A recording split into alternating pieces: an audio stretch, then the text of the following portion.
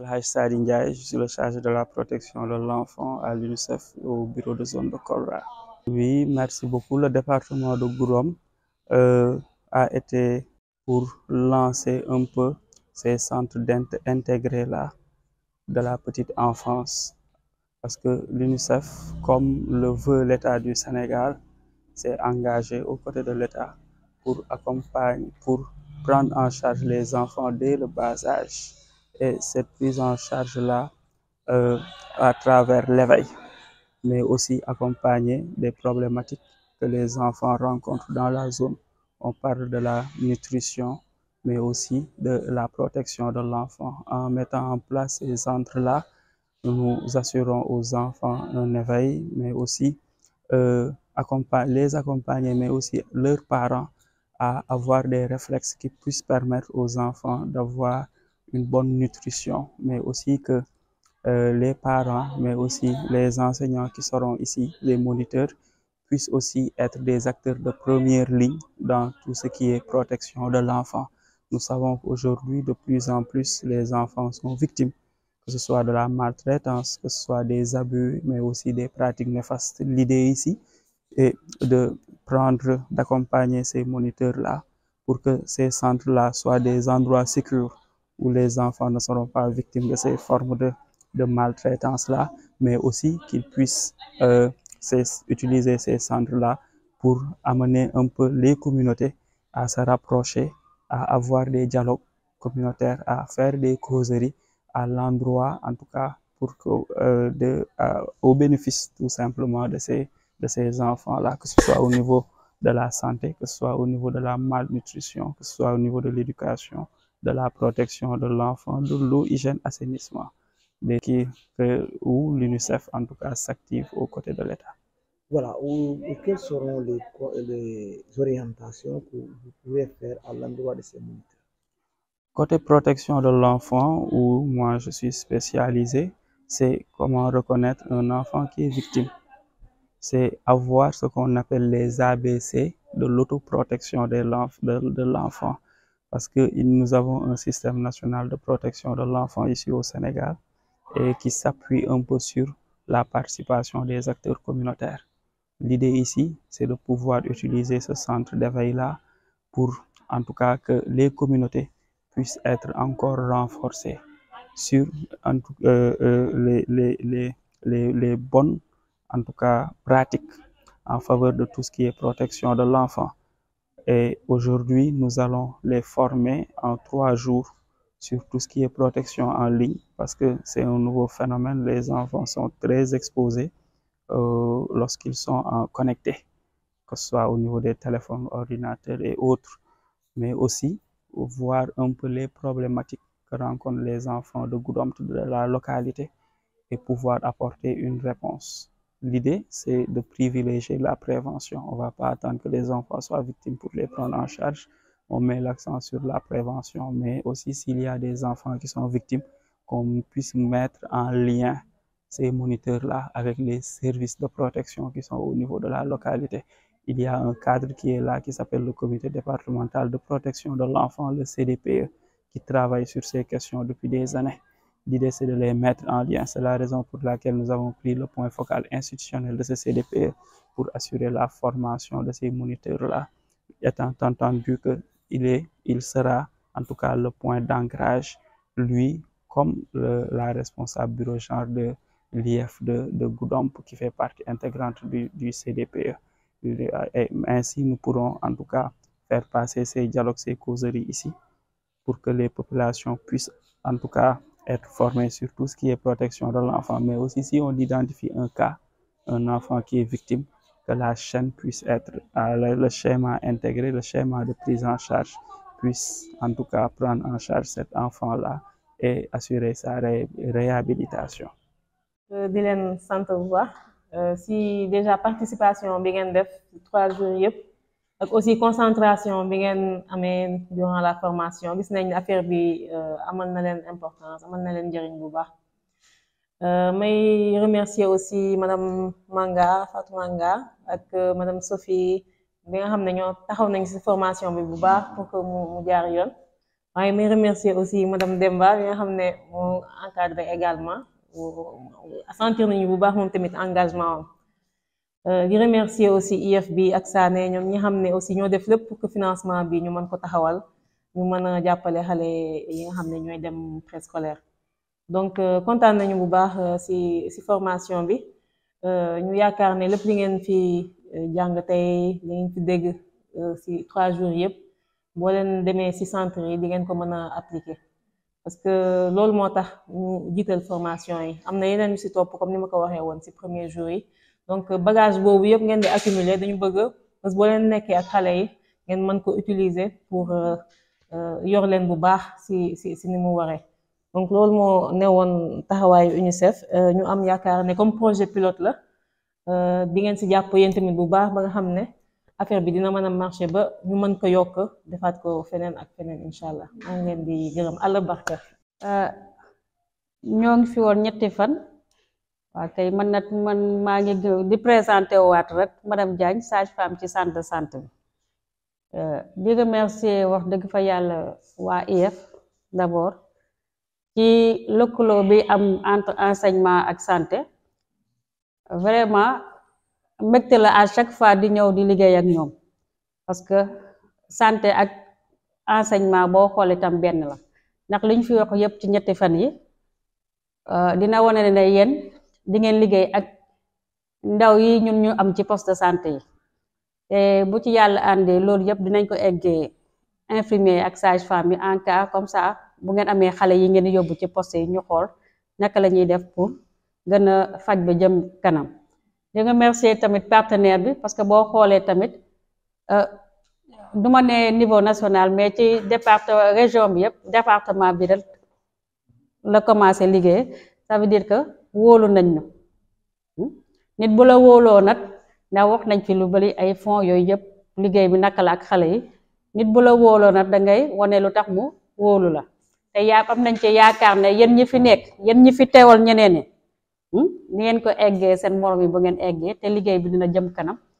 te de duñ ci am gàcce daal fii ba ñuy ñëwaat bay évaluer di def suivi bi en tout cas di leen remercier yéen ñëpp tamit yéen ñi fi teew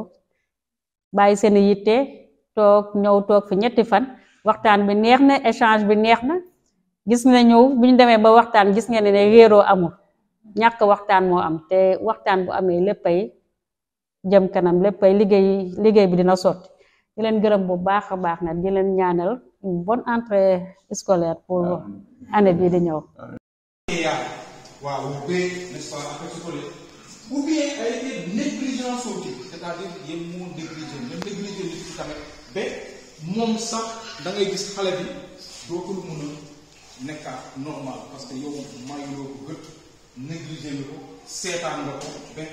donc yooyu yëpp ay mauvais traitement yoo xam ne ñu la ñuy boole ñu ne ñii maltraitance d'exploitation commerciale ou autre loolu boo gisee ñu wax ko maanaam yooyu surtout ci kër yi parce que dëgg la xale dafa kër yi nga gis xale boo xam ne ci suba si lay nekk ci école bu demee kër ga rek ñu jox ko place naan ñu ne ko demal jàng xale bu ndaw waaw donc il faut ngeen bàyyi sa maanaam avec 40 laako école ko naanata je iba accompagner am mais naata so ko no dron na ko no ko kam ye pala ko dia ka kana na wa ta bo exposé te ite mu yaalon ko ab marale ite le bul ki nyanta do le yo situation de ta am ko wala mo ni kala fi ali ni mo di ko comprendre pas que n'est-ce pas mais aussi autre entraînant un préjudice réel ou potentiel pour la santé de l'enfant, sa survie, son développement, sa dignité dans un contexte de relation de responsable, de confiance et de pouvoir. Ni aji nga mu jëm ñaar do mo ni amuru tanan ami ale mu kemu dans le cadre de la nutrition. C'est-à-dire min dindi kilu ite ñanta lolale pour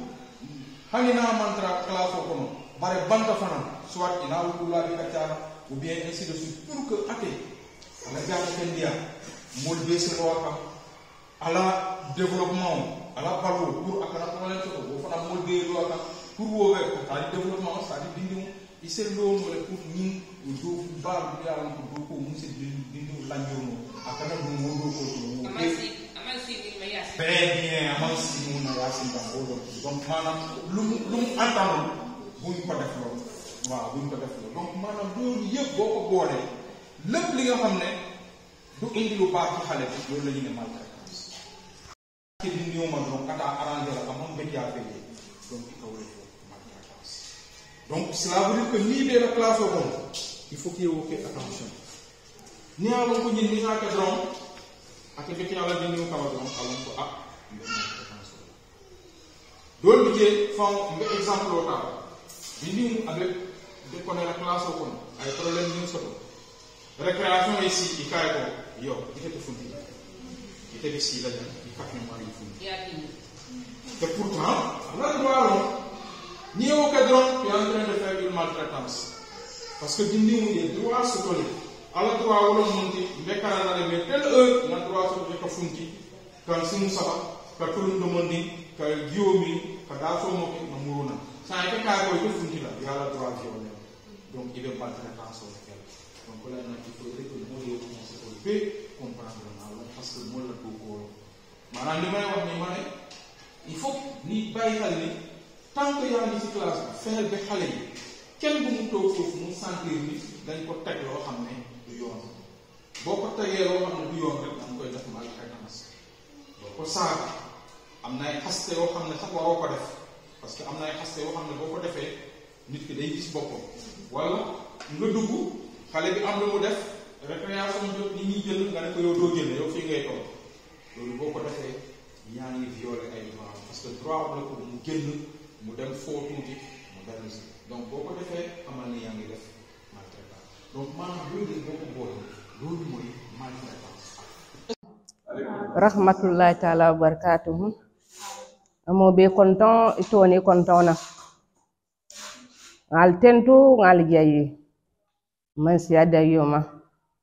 atu kacakete janne a seneyat ni londo min manta na ni wol bitala ndolo fof sewo ni kontano bawo sene abunda fota janne yata kere abunda fota jang kulo bunda fota jang dindo nyanta marala nyami wo fana kacata nyanta balula balu beto men na wo fana kacata ayatina kuwo en kontan bakel nsewota kontanta na duwa baliye suto nin tilo nin dara fana na duwa betar laliye ngal tendu ngal jayi fem mam manke jang domoro mam manke ladla mam manke nyimmabi nata nyimmabi seyla khairal sallahu kafoni alma kala teben kambe ngani akiliyati alma jarbi la nyo kanola alkana mola kutumo kono sallahu natawo nataketa alma timmandila mun daman sota alma taala natul betimma ala ni rasulu hormoto kafoni alma ndiyala nyoy alkana kuya nyoy ila hormoto alkana malundi ala ni rasulu hormoto jahase yenyin dam man jahase nate sola taala sukuro kije naman sola sukuro la lumina nin dinni wala ay kecca ho kije ay tulule ho kije ay fendo kije mu yalo dinni o baado moral nite fanan ke balo wo nyamo ñim fariñ arraché kada dal dal kada da wala nyamo ko kada da wala nyamo assalamu alaykum bal konton na ko tek mbal tentula mbal jayla man siya dangoma dunia ku man feya ite min kafo ite ka fole doron bare lamoir lal wolle tamu kwoti mano mfanam ba niki ngolla bartumando ninte en tanate alfana yal tanate alaba kelale ko abe ma ko elale mbe lafta la nyame nga soto wa nyama nga ye funkol fanan konto nge jey nge tento parce que mol siata jantole miliano isa kenole bare e hakkilo ni nyaayen teleje yen tombo tumando nga ke nyame abetiyata amam betiya ntenten e alante itelunten alanten ntelon ka partenaire fanan konton ke tentu ke jay milketa initiative parce que bi ni agency ta jantili kende saba fe mam manke mam fasignonna ala ta ko la itellom oto ka duwa itel fanan ye ilafta kuwol la dokuwo kono ñaami alma ya soto jeeto mbe min laala jeeto wala be kala bi mulketa monitorol te ani mulketa monistrice te mi yalo ngetelle formé ibitala ila bazoto ka foye ko dokuwo ñi aman feya adiyata aman diya akoliyata aman koliya bari kuku niya muta koy fansuŋo ya mita koy ta aka feya bulle woto nin ala ye ma koy mbe futa kunta kayro kono ya ngalon ko ngamin ntara londo min nyinin nan jel nyanta sambala nan na dinkirato fo dol fanan se beneficier la kontel fanan ngaso to nyami doko ngamira ata kunta parce que keba doko la moma mo batandi moma kuma fo moma mi yalon aba diminna woto kal tentu kal jey wassalam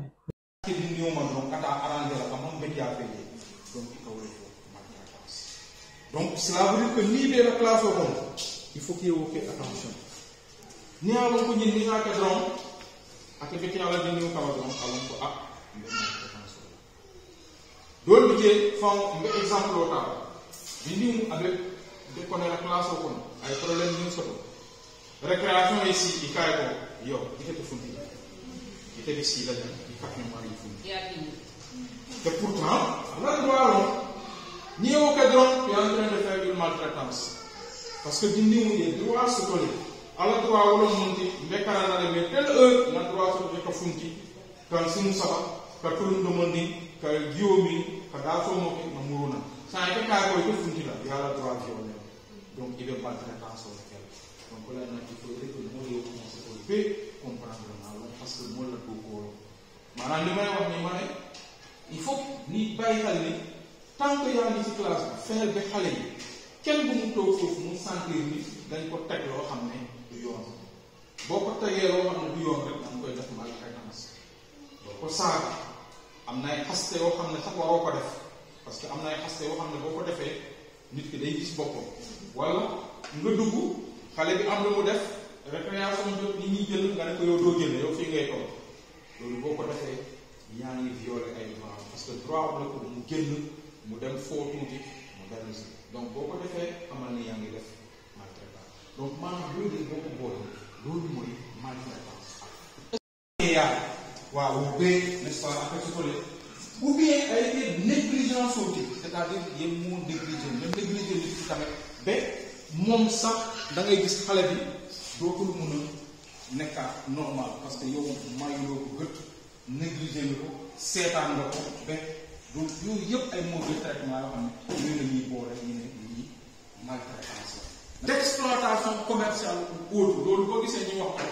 maanaam yooyu surtout ci kër yi parce que dëgg la xale dafa kër yi nga gis xale boo xam ne ci suba si lay nekk ci école bu demee kër ga rek ñu jox ko place naanaan ñeneen ko demal jàng xale bu ndaw waaw donc il faut ngeen bàyyi maanaam avec caron du laa ko école ko naanaka je i ba accompagner na mais naata ko so kono dron na ko na ko ko ban ye pala ko dia ka ka na wa ta bo exposer te ite mu yalan ko ab marale ite le bu ki nyanta do dale yo situation be ta am ko wala mo ni kala fi ali ni mo di ko comprendre pas que n'est-ce pas mais aussi autre entraînant un préjudice réel ou potentiel pour la santé de l'enfant, sa survie, son développement, sa dignité dans un contexte de relation de responsable, de confiance et de pouvoir. Nous avons dit, nous avons dit, nous avons dit, dans le cadre de la nutrition. C'est-à-dire, nous avons dit, nous avons dit, pour Hanina mantra classe au commun, bare banta fana, soit il a ou la ou bien ainsi de suite, pour que, la gamme kendia, molde se loaka, à la